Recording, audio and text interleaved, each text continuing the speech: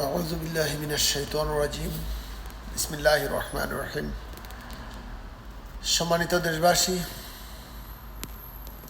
সবাইকে পবিত্র ঈদুল আজহার শুভেচ্ছা জানিয়ে দুটি কথা বলার জন্য লাইভে আসলাম। আসসালামু আলাইকুম ওয়া রাহমাতুল্লাহি ওয়া বারাকাতুহু। প্রিয় দেশবাসী, আজ এই পবিত্র ঈদুল আজহা 2025 সাল। গত 16 বছরে এমন ঈদ কেউ দেখেছে আমার মনে হয় না। বাজার, কেনাকাটা, কেনা বেচা, মধ্যবিত্তদের স্বস্তি, সব কিছু মিলিয়ে গত 16-17 বছরে এ অবস্থা কখনো হয়নি। ছিল চাঁদাবাজি, টেন্ডারবাজি, সন্ত্রাসী, হাজারি, এইসব। যাক, এখন আজকে ঈদের জামাত থেকে বের হলো আমাদের মাননীয় প্রধান উপদেষ্টা ডক্টর মোহাম্মদ ইউনূস স্যার।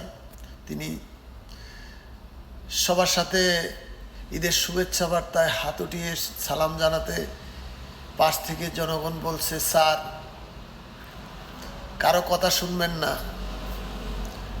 আপনি 5 বছর ক্ষমতায় থাকবেন, দালালদের কথা শুনবেন না, আপনি 5 বছর ক্ষমতায় থাকেন, আমরা আপনার পাশে আছি। এরা কারা? এরা হলো জনগণ, তাদেরকে বলে জনগণ। আর বিএনপি দুদিন পর জনগণ চায় ডিসেম্বরে নির্বাচন। পাগলের দল। একটা ভক্তিমূলক বক্তৃতা তো দিতে হবে যে যেটা চায় কিছু না কিছু সত্য হতে হবে। শুধু তুমি ছাড়া আর কেউ চায় না, তোমার বিএনপির কয়েকজন ভারতীয় দালাল ছাড়া আর কেউ চায় না যে ডিসেম্বরে নির্বাচন হোক। তারপরে স্যার ঘোষণা দিয়ে দিয়েছেন এপ্রিলের মধ্যে নির্বাচন হবে। এটাও তো অনেক কাছে হয়ে গেছে, এতেও কিচ্ছু করা যাবে না। কি জানি একটা দুটা সংস্কার করতে পারে কি না। তারপরে বলে এটা আমাদের চাওয়া মতো হয়নি।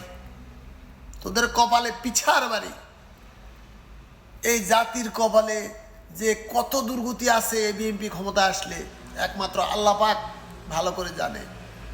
আওয়ামী লীগ কী কষ্ট দিয়ে গেছে। আওয়ামী লীগ তো চাঁদাবাজি চুরি করে কষ্ট দিয়ে গেছে। ওরা কিচ্ছু পাবে না, ওদের কাছে কিচ্ছু নেই, ওদের হাতে জিরো। ওরা মানুষকে চুষতে যাবে, মানুষ তাদেরকে পিটাবে।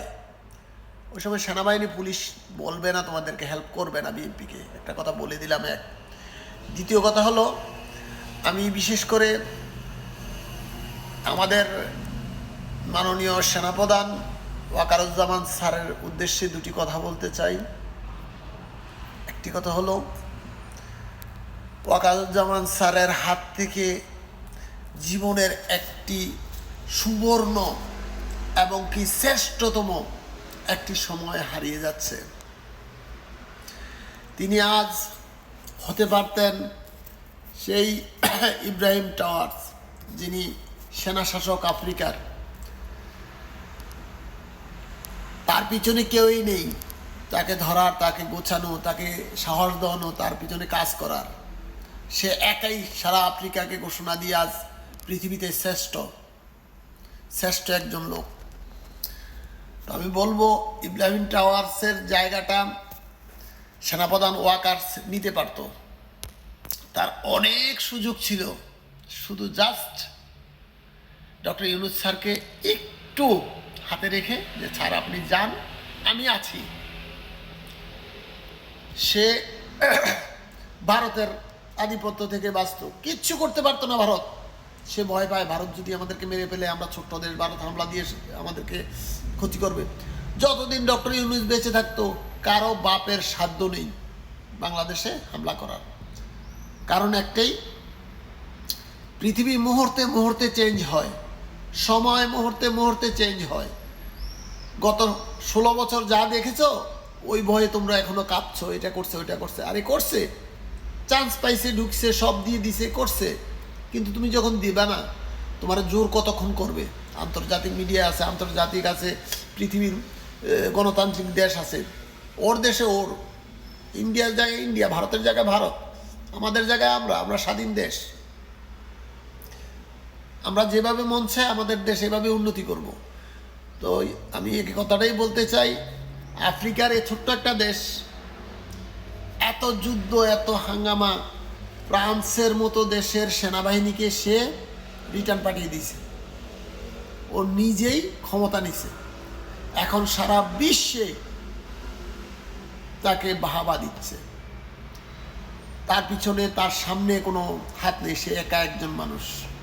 ঠিক এই জায়গাটাতে হেল্প করার মতো লোক ছিল, সারা বিশ্বকে কন্ট্রোল করার মতো লোক ছিল ওয়াকারুজ্জামান স্যার, কিন্তু সে এই জিনিসটাই বোঝে নাই যে কিভাবে তাকে কন্ট্রোল করা যায়।